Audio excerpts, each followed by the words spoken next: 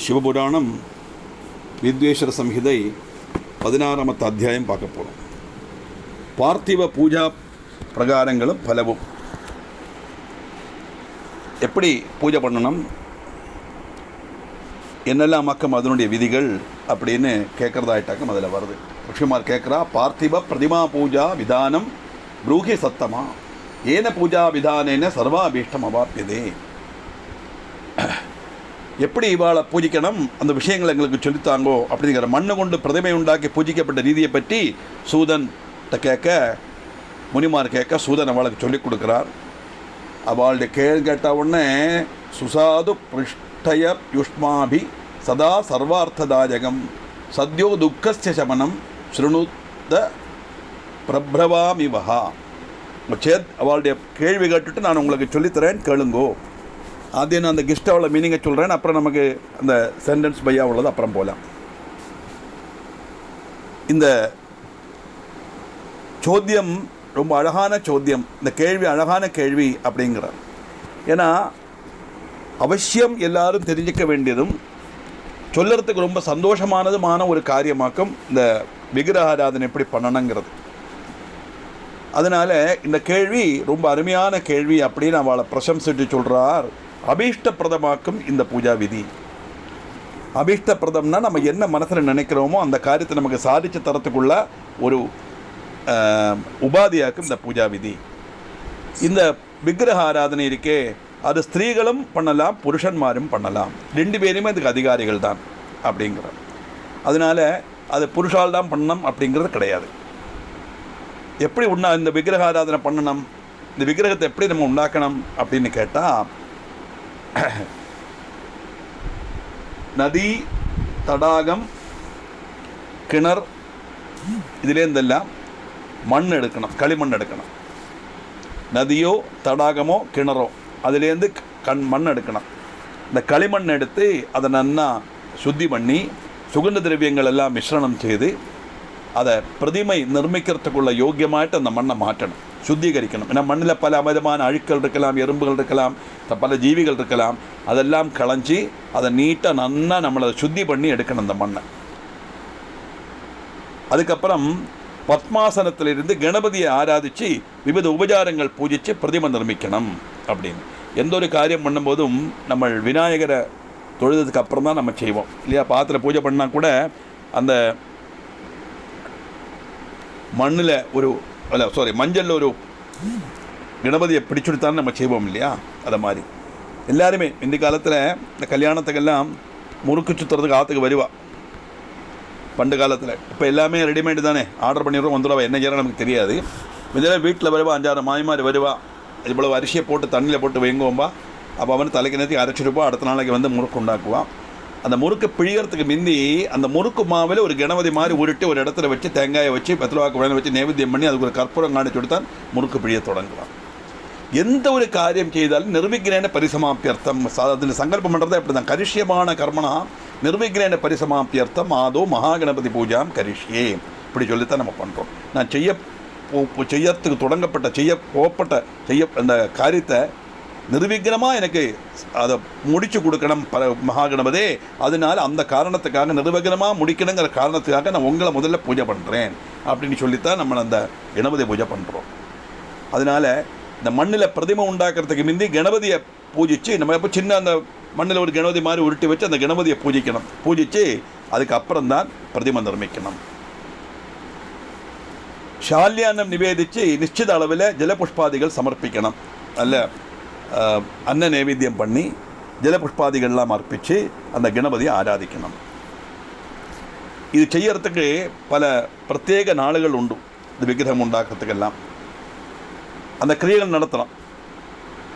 அப்படி என்னென்ன நாளில் பண்ணணும், என்னென்ன கிரிகள் பண்ணணும், என்னென்ன சமயத்தில் கணபதி ஆராதிக்கணும், என்றைக்கு நம்ம விஷ்ணுவை ஆராதிக்கணுங்கிறதெல்லாம் அதில் வருது. நான் டீட்டெயிலாக நான் அப்புறம் சொல்கிறேன். இப்படி ஆராதிக்கிறதுனால நம்முடைய கஷ்டங்கள் எல்லாம் நீங்கும், சம்பத் சித்தி உண்டாகும், பாபசமனம் உண்டாகும், வித்யாலாபம் உண்டாகும், சந்தான லாபம் உண்டாகும், பிதர்களுக்கு திருப்தி உண்டாகும், அபீஷ்ட சித்தி உண்டாகும்.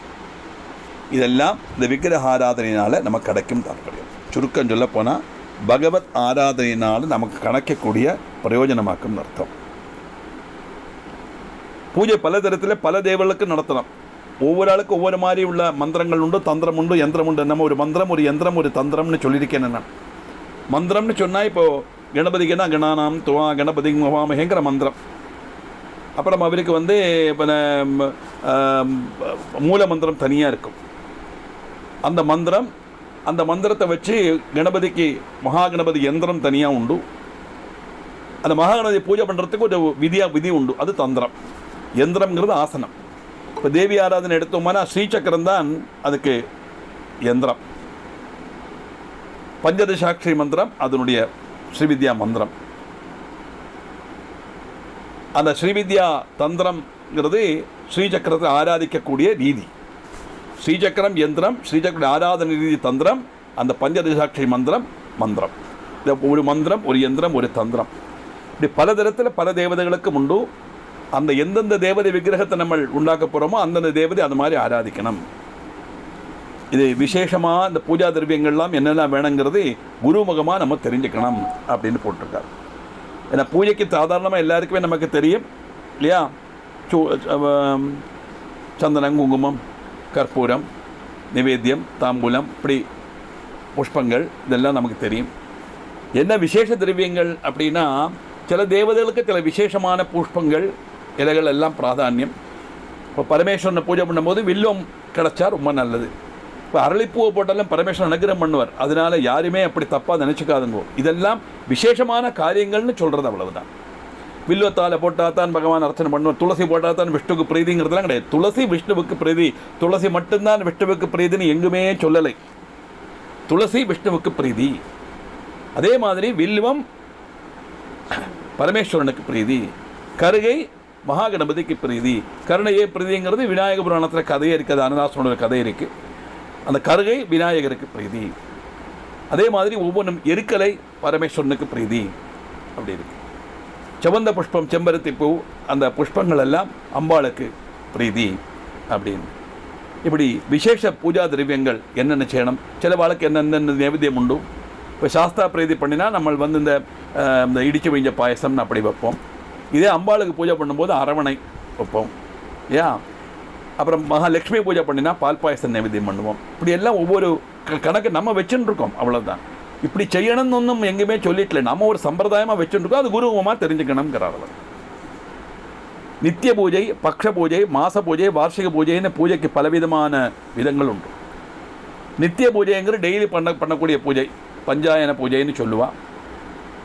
அது அப்படி அந்தந்த தேவதைகளை வச்சு பூஜை பண்ணுறதுங்கிறது ஒரு சம்பிரதாயம் இருக்குது. ஒன்றுமே இல்லைன்னா நமக்கு அதெல்லாம் பண்ண தெரியாது இல்லையா? அமந்திரகம் ஏன சமந்திரகம் வா, அதனே நம்ம வில்வ மகாத்மியத்தில் படித்தோம். அப்போ என்ன பண்ணுறது, ஒரு விளக்கு இல்லைன்னா ஒரு படம் என்ன உண்டோ அதை வச்சுன்னு டெய்லி சிவாஷ்டோத்திரத்தை சொல்கிறது. ஒன்றுமே தெரியாத நமசிவாயான்னு சொல்கிறது. தியானா கேசவா நாராயணா மாதவா கோவிந்தா சொல்லி ஒரு துளசியை போடுறது. அது விளக்குலேயும் போடலாம், ஒரு விக்கிரகத்திலையும் போடலாம், படத்தை வச்சும் போடலாம், எப்படி வேணால் பண்ணலாம். அப்படி டெய்லி செலவாக பண்ணிட்டுருப்பா, பூஜை பண்ணிட்டுருப்பா. அதுக்கு நித்திய பூஜைன்னு பேர். பக்ஷ பூஜைன்னா இந்த ஒரு 15 நாளைக்கு ஒருக்க பண்ணுறது. மாத பூஜைன்னா மாதத்தில் ஒரு நாளைக்கு பண்ணுறது. வார்ஷிக பூஜைன்னா வருஷத்தில் ஒரு நாளைக்கு பண்ணுறது. இப்படி பூஜைக்கு வைவித்தியம் உண்டு. வார்ஷிக பூஜை நம்ம பூஜை எடுப்பு வைக்கிறோமே, சரஸ்வதி பூஜை பண்ணுறோமே, வருஷத்துக்கு ஒரு நாளைக்கு தானே பண்ணுறோம் இல்லையா? இந்த மாதிரி பகவதி சேவை எப்போ வேணால் பண்ணலாம். ஆனால் நம்ம வருஷத்தில் ஆடி மாதம் கர்க்கடை மாதம் நம்ம ஒரு கணக்கு வச்சுருக்கோம். இப்படி பலவிதமான ஒவ்வொரு தெய்வத்தையும் ஆராதிக்கிறதுக்குள்ள விதமான ரீதிகள். அது குருமுகத்திலேருந்து அந்த திரவியங்களை வச்சு நித்திய பூஜை, பக்ஷ பூஜை, மாச பூஜை, வார்ஷிக பூஜைன்னு பலவிதமான பூஜைகள் உண்டு. அதெல்லாம் செய்யலாம். அதுக்கு மகாகணபதிக்கு சதுர்த்தி, கருத்த பக்ஷ சதுர்த்தி உச்சிதமான நாள். அது விநாயக சதுர்த்தி நம்ம கொண்டாடுறோம் இல்லையா? அதுக்கு விஷ்ணுவனுக்கு ஸ்ராவண மாதம், ஆவணி மாதமாக்கு விஷ்ணுவுக்கு உச்சிதம். அந்த ஆவணி மாதம் 12 பிராமணாளுக்கு நம்ம அவளை வரித்து கேசவா நாராயணா மாதவா கோவிந்தா விஷ்ணு மதுசூதனா திரிவிக்ரமா வாமனா ஸ்ரீதரா ரிஷிகேஷா பத்மநாபான்னு 12 ரூபத்தில் 12 பிராமணாவை வரித்து அவளை நம்ம பூஜை பண்ணி அவளுக்கு தூபதீப நிவேத்தியங்கள்லாம் காமிச்சு அவளுக்கு தட்சிணை வஸ்திரமெல்லாம் கொடுத்து பூஜை பண்ணுறது ரொம்ப விசேஷம் அப்படின்னு சொல்லலாம். இதே மாதிரி ஒவ்வொரு தேவர்களுக்கும் உண்டு. ஷோடசோபச்சார சகிதம் பூஜை பண்ணணும். ஷோடசோபச்சாரம் அப்படின்னு சொன்னால் ஆദ്യം ஆவாகனம், ஆசனம், பாத்தியம், அர்க்கியம், ஆச்சமனீயம், மதுவர்க்கம், ஸ்நானம். സ്നാനം കഴിഞ്ഞ് വസ്ത്രം, യജ്ഞോപവീതം, ഉത്തരീയാഭരണം, ഗന്ധം, പുഷ്പം, ധൂപം, ദീപം, നൈവേദ്യം ഇവിടെ ഉണ്ട്. 16 விதமான பூஜை. ശരിക്കും 64 உபச்சாரம் உண்டு. நம்ம 16 ஷோடச உபச்சார பூஜை தான் நம்ம பண்ணிட்டு இருக்கோம். இந்த 64ங்கிற பாக்கி வரப்பட்ட இந்த 16 கழிஞ்சு வரப்பட்ட உபச்சாரம் எல்லாம் இந்த 64 உபச்சாரமானாலும் ஷோடச உபச்சாரமானாலும் இந்த 16 ஆദ്യം பண்ணத்தான் வேணும். அதுக்கு அப்புறம் தான் நிறைய உபச்சாரங்கள்லாம் இருக்கு. இப்படி அந்த பூஜை பண்ணிட்டு தத்யோன்னம், தயிர் சாதம், நெய் சாதம், மோதக நைவேத்தியம் എന്നിവയോട് കൂടി നമ്മൾ இதை நடத்தணும். இப்படி நிவேத்தியங்கள்லாம். நிவேத்தியம்னா என்னது அப்படின்னா, நிவேதிக்கிறது அப்படின்னா தெரியப்படுத்துறதுன்னு அர்த்தம். ஆக்சுவலாக அறிவிக்கிறதுன்னு அர்த்தம். நேற்றுக்கு எனக்கு சான்ஸ்கிரிட் கிளாஸில் கிடச்ச வாக்கு நிவேதனம் நல்கின்னு மலையாளத்தில் சொல்கிறோம் இல்லையா, அதுதான் நிவேத்தியம். அறிவிக்கிறது, இதுதான் உங்களுக்கு சமர்ப்பிக்கிறேன் அப்படின்னு காணிக்கிறது. பகவான் அது பார்க்கத்தான் செய்வார். அவர் பார்த்தவருடைய பார்வையினால் அந்த அனுகிரகம் கிடைக்கும். அதை பிரசாதமாக நம்ம எடுத்துக்கிறோம். அதை ஒரு பறிக்க கூட அவர் எடுக்கிறது இல்லையே, இல்லையா? நல்ல ஒரு சீப்பு நல்ல கப்பப்பழத்தை வைக்கிறோம். ஏதோ ஒரு பழம் திடீர்னு மறைஞ்சு போயிட வேண்டியதானே, போகிறது இல்லையே. நிவேத்தியம்னு சொன்னால் நிவேதிக்கிறதுனா சமர்ப்பிக்கிறது, அர்ப்பிக்கிறது, அவளை தெரியப்படுத்துறதுன்னு அர்த்தம். அந்த நிவேத்தியம் பண்ணி நம்ம ஆராதனை பண்ணணும். இப்படியெல்லாம் ஆராதனை பண்ணினா வித்யா லாபம், கர்ம லாபம், தன லாபம், மனசுத்தி, பாபமோஜனம், பரமானந்த லாபம், பிரகிருதியோட ஆனுகூல்யம், பூமி லாபம், இப்படி விதவிதமான பலங்கள் நமக்கு கிடைக்கும். பிரகிருதியோட ஆனுகூல்யம் வரணும் இல்லையா? மழையே இல்லாமல் வறட்சி வந்த உடனே இங்கே திருவனந்தபுரத்தில் ஜலஜபம் ஜபிச்சார் டாக்டர் சாம்பசிவன் சார். அந்த வருணஜபம் ஜபிச்சு பத்மதீர்த்த குளத்தில் இருந்து வருணஜபம் ஜபிச்சார். ஜபம் முடிஞ்ச உடனே நல்லா அது வரைக்கும் பயங்கர வெயிலாக இருந்த இடத்துல பெட்ടെന്ന് எங்கேருந்து தான் கார்மேகம் வந்து தெரியாத மழை பெஞ்சுது. மந்திரத்துக்கு சக்தி உண்டு, ஆத்மார்த்தம் அப்படி ஜெபிச்சா உண்டு. அப்போ இதெல்லாம் அந்த பூஜையினால் கிடைக்கும் அப்படின்னு சொல்கிறார் அவர். அதே மாதிரி ஒவ்வொருத்தாளுக்கு ஒவ்வொரு പിന്നെ ചിഹ്നങ്ങൾ ഉണ്ട് இல்லையா? சிவபூஜை பண்ணப்பட்டவன் ருத்ராட்சம் போட்டுக்கணும், பஸ்மம் தரிக்கணும், அவர் கூவளத்தலையினால் வில்வத்தினால் அர்ச்சனை பண்ணணும். இதெல்லாம் பகவானுக்கு பிரீதி உள்ளது அப்படின்னா ரொம்ப பிராதானம் அப்படிங்கிறது. இதெல்லாம் நம்ம சங்கல்பமாக நம்ம பண்ணுறது. ருத்ராட்சம் போட்டுக்காமல் பூஜை பண்ணினாலும் சிவன் ஏற்றுப்பர். எங்களுக்கு ருத்ராட்சம் இல்லையே நான் பண்ண முடியாதுன்னு நினச்சிக்க வேண்டாம். சிவனுடைய அர்த்தம் என்னவாக்கும்? ஏகஞ்ச பில்வம் சலிலஞ்ச கிஞ்சிது சமர்ப்பிதம் சங்கரமூர்த்தினி பக்தியா. அந்த ஸ்ரத்தை, பக்தினா ஸ்ரத்தைன்னு அர்த்தம். ஸ்ரத்தையோட பூஜை பண்ணினா அந்த பலன் கிடைக்கணும் தான் சொல்கிறத வழி. அதில் நம்ம கொஞ்சம் கூட விசேஷமாக சொல்கிறது அந்த சிவச்சின்னங்கள்லாம் போட்டுக்கணும், பஸ்மம் தரிச்சுக்கணும், அந்த ருத்ராட்சம் போட்டுக்கணும், பில்வத்தால் பண்ணணும். இப்படி எல்லாம் உள்ள ஆபரணங்கள் இந்த ருத்ராட்சம் தரித்து பஸ்மம் எல்லாம் தரிச்சுட்டு இருக்கும்போது நாமளே நம்ம அறியாமைக்கு நாமளே சிவனாக மாறிடுவோம். தாத்பரியம் அந்த பாவம் நமக்குள்ளே வரும். அகம் சிவம்ங்கிற பாவம் வரும். அதனால் இதெல்லாம் தரித்து பூஜை பண்ணுறது ரொம்ப விசேஷம். மந்திர ஜபம் பிரதானம். அப்போது மந்திர ஜபம் பிரதானம்னு சொன்னால் எனக்கு மந்திரம் பெருசாக தெரியாதுன்னா நமசிவாயா சொன்னால் போய் பூஜையெல்லாம் பண்ணிவிட்டு நம்ம எப்படி பார்த்தாலும் அஷ்டோத்திரம் சொல்லித்தானே அர்ச்சனை பண்ணுவோம் இல்லையா? அதெல்லாம் படிச்சுக்கலாம். படிக்கிறது ரொம்ப பெரிய கஷ்டம்னு கிடையாது. அப்படி பூஜை കഴിഞ്ഞப்புறம் மந்திர ஜபம் சொல்லணும், ஸ்தோத்திரங்கள் சொல்லணும், கானம் செய்யணும், பகவானுக்கு கானம் சமர்ப்பிக்கணும். இப்படியெல்லாம் நம்ம செய்தோமானா பிரகிருதி, மாயை, ஜென்மம், கந்தம் இவருடைய விவரணமெல்லாம் இங்கே கிடைக்கும். அப்படின்னா இந்த பிரகிருதினா நேச்சர். இந்த பூஜை பண்ணுறதுனால, இந்த காரியம் பண்ணுறதுனால தேவதைகளுக்கெல்லாம் பிரீதி வரும்போது காலாகாலத்தில் மழை பெய்யும். மழை எப்படி பெய்யும்?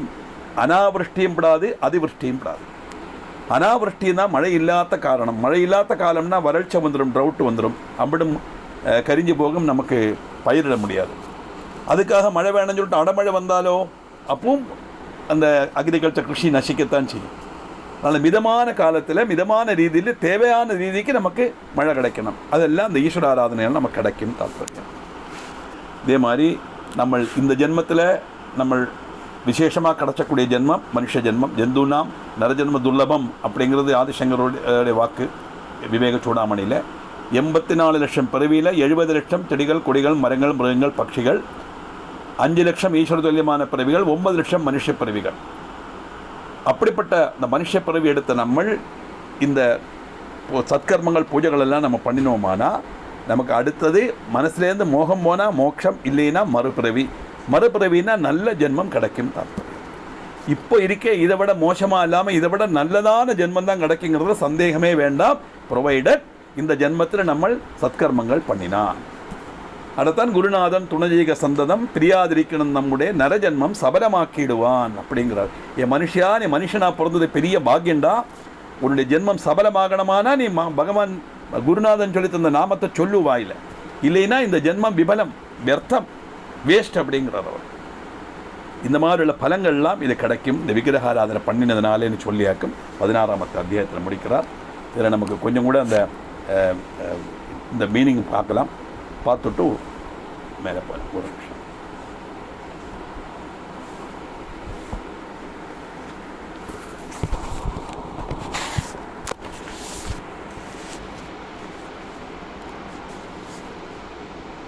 பார்த்திப பிரதிமா பூஜா விதானம் புரூஹி சத்தமா ஏன பூஜா விதானேன சர்வாபீஷ்டம் அவாப்பியதே.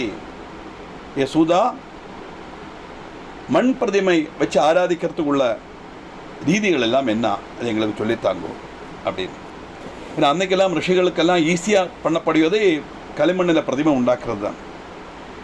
சொல்கிறார் சூதவாஜா, சுசாது பிருஷ்டயுஷ்மாபி சதா சர்வார்த்ததாயகம் சத்யோ துக்கஸ்ய சமனம் ஸ்ருணுத பிரபிரவாமி பகா. அழகான கேள்வி, நான் சொல்கிறேன் கேட்டுங்க முனிகளே. அது எல்லா விதமான அனுகிரகங்களும் சாதிக்கக்கூடியதாக்கும் இந்த களிமண்ணில் விக்கிரகம் உண்டாக்கி பூஜை பண்ணுறது. அதனால தான் பண்டு காலத்தில் கணபதி விக்கிரகம் இந்த ஆற்றுலேருந்து அங்கெல்லாம் பண்டு காலத்தில் நிறைய வீடு மட்டுமல்ல காம்பவுண்டாக இருக்கும், அங்கேருந்து மண் எடுத்து கணபதியை உண்டாக்கி பூஜை பண்ணிவிட்டு அந்த என்ன பண்ணுவான்னா, அந்த விநாயகர் சதுர்த்தி தானே பூஜை பண்ணுறான், அப்புறம் அதை பூஜை பண்ண முடியாத அதை அப்படியே கிணத்துல போட்டுருவான். அப்படியாக்க அந்த இது தொடங்குது. இப்போ அது பெரிய ப்ராக்டிஸ் ஆகி பிளாஸ்டர் ஆஃப் பாரிஸில் உண்டாக்கின கணபதி, பெரிய கணபதி எல்லாம் கொண்டு கடலில் கலத்தல்றான். பாம்பேல எல்லாம் இங்கே இப்போ வந்த திருவனந்தபுரத்தில் வந்தாச்சு. அது அந்த நிமஞ்சனம் பண்ணுறதுங்கிறது அந்த மண் பிரதிமையாக்க நிமஞ்சனம் பண்ணணும், இல்லாமல் பிளாஸ்டிக் எல்லாம் பண்ண சொல்லிட்டு. பிளாஸ்டிக் எல்லாம் ஆராதனையே கிடையாது. ஆனால் அப்படி ஆயிடுத்து இப்போ காரியம். அதனால் இந்த விக்கிரக ஆராதனை பண்ணுறதுனா என்னத்து, அபமிருத்யுஹரம் கால மிருத்யோஷ்சாபி விநாசனம் சத்திய களத்திர புத்திராதி தனதானிய பிரதம் துஜாகா. இந்த விக்கிரகங்களை ஆராதிக்கிறதுனால, களிமண் பிரதிபை உண்டாக்கி ஆராதிக்கிறதுனால அபமிருத்யு இல்லாமாகும், மரணத்தை இல்லாமாக்கும். அப்படின்னா என்ன அர்த்தம்? பூஜை பண்ணினவாழலாம். எத்தனோ பூஜாரிகள் மரணப்படத்தான் செய்தா. எங்கள் அப்பா தாத்தாலாம் நிறைய பூஜை பண்ணியிருக்கா, வைதிகள் தான் வாழலாம். அவள்லாம் போயிட்டேன். நானும் நிறைய பூஜை பண்ணிட்டு இருக்கேன், நானும் போத்தான் போகிறேன். பூஜை பண்ண எல்லாரும் போத்தான் போகிறான். அப்போ என்ன அர்த்தம் இதுக்கு அப்படின்னா, இப்போ எடுத்துருக்கிறது ஜென்மம் இல்லையா? ஜென்மம் சொன்னால் ஜனனத்தி மா மரணத்தையும் குறிக்கும். எதெல்லாம் ஜனிச்சதோ அதெல்லாம் மரணப்பட்டு தான் ஆகணும். ஜனன மரணங்கிற ஒரு நாணயத்துடைய 2 வசம் மாதிரி துந்தங்கள் அப்படின்னு சொல்லுவா இல்லையா? ஒரு ஜனம் உண்டான மரணம் உண்டு, சுகம் உண்டான துக்கம் உண்டு, ஒரு ஏற்றம் உண்டான இறக்கம் உண்டு, லாபம் உண்டான நஷ்டம் உண்டு, இப்படி நிறைய சொல்லலாம். அதனால இந்த ஜென்மத்தில் மரணம் இல்லைன்னு சொல்லலை, இனி ஒரு மரணம் உண்டாகாது தாற்பயம். அதுதான் திரியம்பக மஜாமகே சுகந்தி முட்டி வர்தனம் உருவாருக்கும் நான் மிருத்யோர் முக்ஷயமாமிருதாத் அப்படின்னு சொல்லப்பட்டது. எப்படி அந்த பழுத்த வெள்ளரிக்க கொடியிலேருந்து அடர்ந்து விழுமோ, அதே மாதிரி சம்சாரமாகப்பட்ட கொடியிலிருந்து கஷ்டப்பட்டு அனுபவிச்சு நான் எல்லாத்தையும் பிடிச்சி பழுத்த வெள்ளரிக்க மாதிரி ஆயாச்சு. நான் எனக்கு ஒன்றுமே வேண்டாம், எல்லாத்திலேருந்து நான் விமுக்தனாகணும், எனக்கு நீ அனுகிரகம் பண்ணுனா மறுபிறவி இல்லாததை கொடுனா மோட்சத்தை கொடுன்னு தாற்பயம் அந்த மந்திரத்தை. அதைத்தான் நீங்கள் சொல்கிறார். மரணத்தை இல்லாமக்குன்னா மோட்சம் கிடைக்கும் விக்கிரகாதனை. சரி, உடனே விக்கிரகாராதனை மோட்சம் தான் கிடைக்குமா? இப்போ எனக்கு என்ன பிரயோஜனம் அப்படின்னு கேட்டால், தனதானிய பாரிய புத்திராதிகள் லபியமாகும். களத்திர புத்திராதி தனதானிய பிரதம்.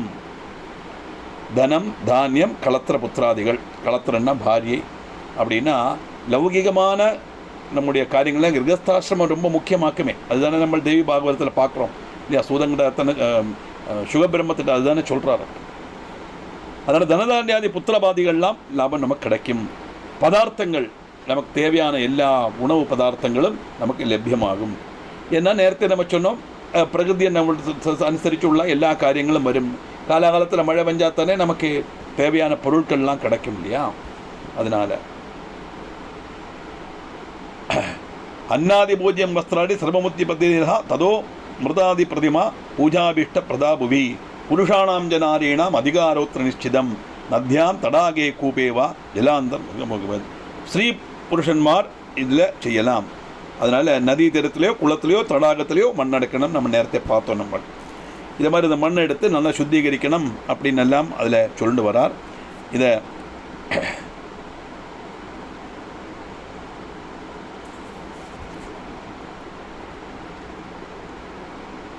சகஸ்திர பூஜையா சத்தியம் சத்தியலோகே லபே த்விஜா துவாதசாங்குலயாமம் திரிகுணம் ச ததோதிகம் பிரமாணமங்குல சைக்கியம் தத்தூர்த்துவம் பஞ்சகத்ரயம் அயோதாரு கிருதம் பாத்திரம் சிவமித்யுச்சதே புதைஹி. இந்த சிவலிங்கம் உண்டாக்குறதுக்கு உள்ள அளவு இல்லாமல் அங்கே சொல்கிறார்.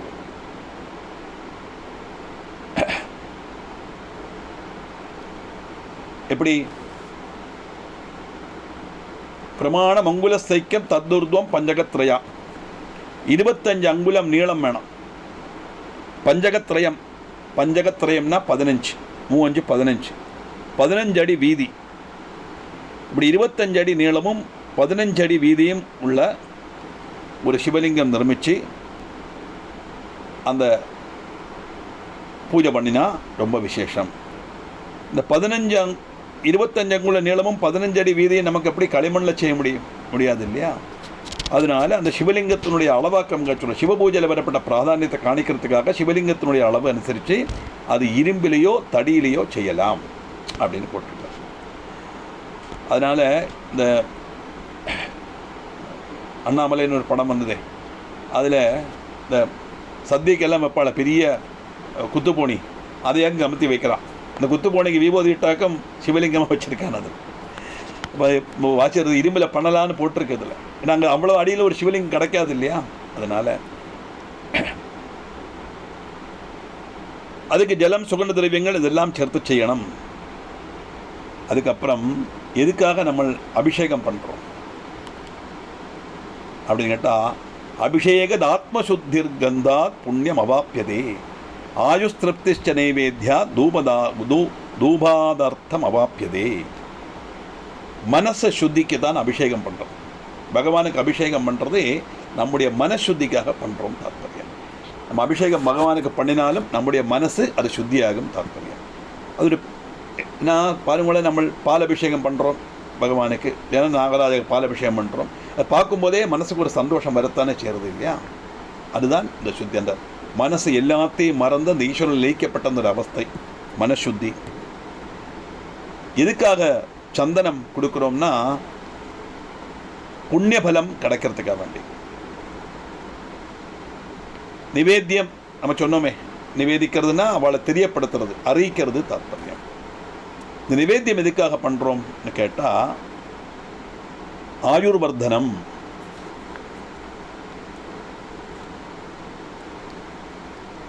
தீபான் ஞானமவாப்னோதி தாம்பூலாத் போகமாப்புனியாத். விளக்கு புத்தி சக்தியை பிரகாசிக்கிறது. விளக்கு எப்படி பிரகாசிக்கிறதோ அதே மாதிரி புத்தி சக்தியை பிரகாசிக்கணுங்கிறது தான் இந்த விளக்கு நம்ம சமர்ப்பிக்கிறதுக்கு காரணம், விளக்கு ஏற்றுறதுக்கு காரணம். தாம்பூலம் எதுக்காக அப்படின்னா லௌகீக சுகம் கிடைக்கும், அதுக்கு தான் தாம்பூலம். இது மாத்திரம் போராது, அவசானம் என்ன பண்ணணும் அப்படின்னா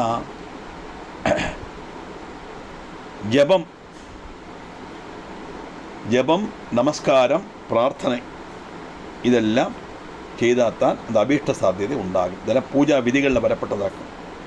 ஜபம் பண்ணம், பிரதட்சணம் பண்ணம், நமஸ்காரம் பண்ணம், அபீஷ்ட சாத்தியதை.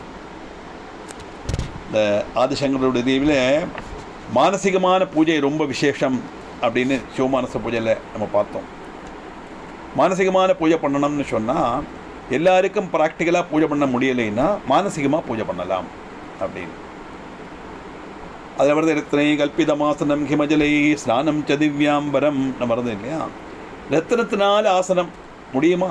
சொர்ணமே 1 லட்சம் ரூபா வருது ஒரு பவனுக்கு. ரத்தினத்துக்கு நம்ம எங்கே போக முடியும்? அது பரமேஸ்வரா ரத்தினத்தினால உனக்கு ஆசனம், ஹிமவான்லேருந்து கொண்டு வந்த ஒரிஜினல் ஹிமஜலம் உனக்கு அபிஷேகம், திவ்யமான வஸ்திரங்களை உனக்கு நான் தரேன்,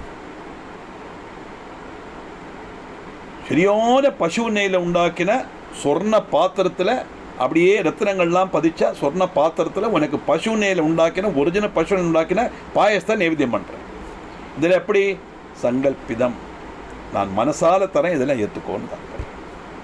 ரொம்ப ஈஸியாக போச்சே, பணமே செலவில்லையேன்னு தோணும். என்னவாக்க அதனுடைய மெசேஜுங்கிறது நம்ம பார்க்கணும்.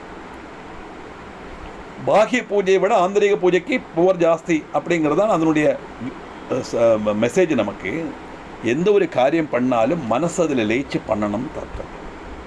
நான் பண்ணுறேங்கிற எண்ணம் இல்லாமல் எனக்கு பண்ணுறதுக்குள்ள சான்ஸ் கிடச்சிருக்கு, பகவான் கொடுத்துருக்காருங்கிற எண்ணத்தில் அதை பண்ணணும். அதனால அந்த மானசீக பூஜைக்கு அவ்வளவு தாத்பரியம் அர்த்தம். அதனால் அந்த மானசீக பூஜைக்கு அவ்வளோ பிராதானியம் உண்டுனாக்கும் இந்த ஸ்லோகத்தில் வரது. அதில் இப்படி நமஸ்காரம், ஜபம் இதெல்லாம் சர்வாபிஷ்டப்பிரதம் அப்படின்னு தாத்பரியம். நமஸ்காரம் பண்ணணும். நமஸ்காரங்கிறது எதுக்காக? அந்யதா சரணம் நாஸ்தி துமேவ சரணம் மமா தஸ்மாத் காருண்ய பாவேன ரக்தரிஷ்ட மகேஸ்வரா சொல்லித்தான் நம்ம நமஸ்காரம் பண்ணுறோம் இல்லையா. எனக்கு யாரும் சரண் கிடையாது, நீ மட்டும்தான் சரணம். அதனால் கருணையோடு கூடிய மகேஸ்வரா என்ன நீ அனுகிரகம் பண்ணணும். என்ன மந்திரத்தை எந்த தேவனை பண்ணுறோமோ அந்த தேவனை சொல்லணும். ரக்ஷரக்ஷ மகேஸ்வரா, ரக்ஷரக்ஷ மகேஸ்வரி, ரக்ஷரக்ஷ ரகுநாயகா, ரக்ஷரக்ஷ விநாயகா, ரக்ஷரக்ஷ சண்முகா, என்ன வேணால் சொல்லிக்கலாம். ஹிந்து மதத்தில் சொல்லிட்டுள்ள இஷ்டம் போல தேவதைகள் இருக்குது, அந்த பேரை சொல்லணும். புதுசாக வந்த மனுஷ தெய்வங்களெல்லாம் மந்திரத்தில் கொண்டு வரப்படாது. அது ரொம்ப முக்கியமாக்கும். அதெல்லாம் எடுத்து சொல்ல வேண்டியிருக்கு. அதெல்லாம் இப்படி நம்ம எல்லாம் பண்ணினோமானா நமக்கு விசேஷமான எல்லா பலங்களும் கிடைக்கின்ற மாத்திரமல்ல, அந்தே மோட்ச பிராப்தி சாயுஜ்யம் கிடைக்கும். அப்படின்னா அந்தே சாயுஜ்யம் கிடைக்கணும், இந்த ஜென்மத்தில் கிடைக்குங்கிற அர்த்தத்தில் எடுத்துக்கப்படாது. இப்படி பல ஜென்மங்கள் எடுத்து இந்த ஜென்மத்தில் பூஜை பண்ணுறதுனால இந்த பூஜையினுடைய பலம் அனுபவிக்க தகுந்த மாதிரி ஒரு நல்ல ஜென்மம் கிடைக்கும் போது இன்னமும் பூஜை பண்ணுறதுக்குள்ள சாத்தியதை கிடைக்கும். அப்படி பூஜை பண்ணி பண்ணி பண்ணி வரும்போது இந்த சம்சார விச்சித்தி உண்டாகும். சம்சார விச்சித்தி உண்டானாத்தான் இந்த மோகம் இல்லாமல் ஆகும் தாற்பயம். மனசு தான் இந்த மோகத்தை உண்டாக்குறது. அந்த மோகத்தை இல்லாமல் ஆக்கினாத்தான் அந்த மோட்சம் கிடைக்கும். அவசானம் அந்த மோட்சங்கிற பரமபதம் நமக்கு அடையலாம். இந்த விக்கிரகாராதனாலேனாக்கம் சொல்லிட்டு வரார். நம்ம ஒவ்வொரு தேவனை பூஜை பண்ணுறதுக்குள்ள நாளுகளும் அதனுடைய விசேஷ காரியங்களும் எல்லாம் இருக்குது. நமக்கு அதை அடுத்த கிளாஸில் பார்க்கலாம்.